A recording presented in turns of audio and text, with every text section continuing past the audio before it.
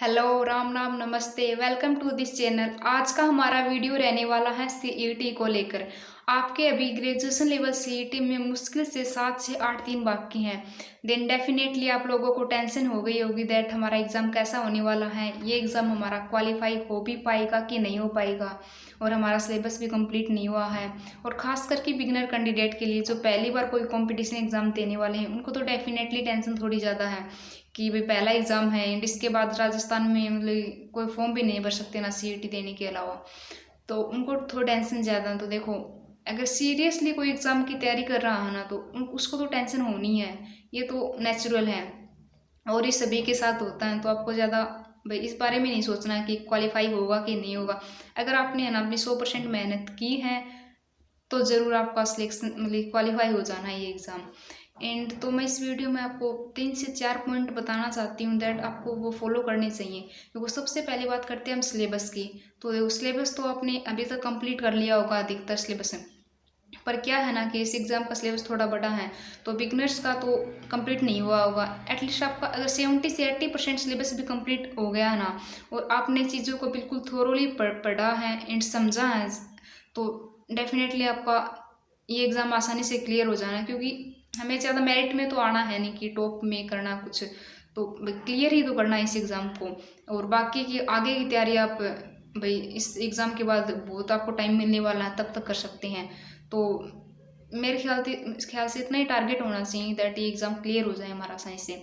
And दूसरी बात ये कि चीज़ों को ज़्यादा से ज़्यादा टॉपिक सिलेबस पढ़ने की बजाय ना रिवीजन ज़्यादा करना चाहिए लास्ट के टाइम में।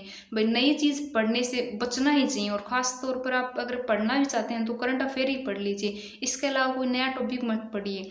अगर फिर भी आपको लगता है ऐसा कि दैट हमारा ये टॉपिक कुछ ज़्यादा इंपॉर्टेंट था और हमारा नहीं हुआ, या फिर नहीं पढ़ा, हमने नहीं आता ये टॉपिक, तो एटलीस्ट आप उसके है ना पीवाई की क्वेश्चन यानी कि जो पहले एग्जाम में क्वेश्चन आए हुए हैं ना, उस टॉपिक के अगर वहीं क्वेश्चन देख लीजिएगा। क्योंकि अधिकतर वे क्वेश्चन रिपीट होने के चांसेस होते हैं एंड उन्हीं के रिलेटेड क्वेश्चन आते हैं। देन अगर कोई टॉपिक आपको ऐसा लगता है जो आपका नहीं हुआ, तो उसके प्रीवियस ईयर क्वेश्चन ही सोल्व कीजिए, न कि ऐसे ही रैंडम पूरा पढ़ रही हैं उसको। तीसरी बात ये कि कुछ कैंडिडेट क्या होता है कि लास्ट के टाइम में भी मॉक टेस्ट लगाते रहते हैं।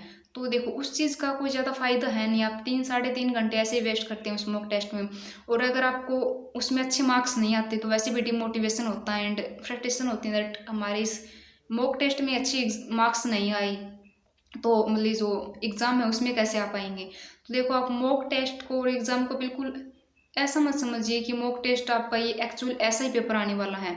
किसी को नहीं पता कि भाई किस लेवल का एग्ज़ाम आने वाला है। तो आप उस मार्क्स को देकर डिमोटिवेट मत होइए। और मैं तो कहती हूँ अभी लास्ट के टाइम में ना आप मॉक टेस्ट देने ही नहीं चाहिए। क्योंकि मॉक टेस्ट तो ये जांचने के लिए होते हैं कि हमारे कौन से टॉपिक है, कौन से पोर्शन वीक हैं, ताकि हम उसको कर सकें।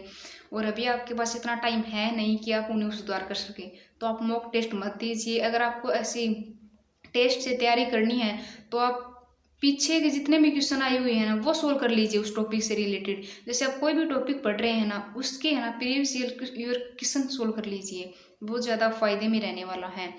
एंड चौथी बात ये कि दैट आपको कॉन्फिडेंट रहना है एंड इधर उधर की बातों में विश्वास नहीं करना कि ये वाला टॉपिक नहीं पढ़ा तो भाई होना नहीं है क्लियर।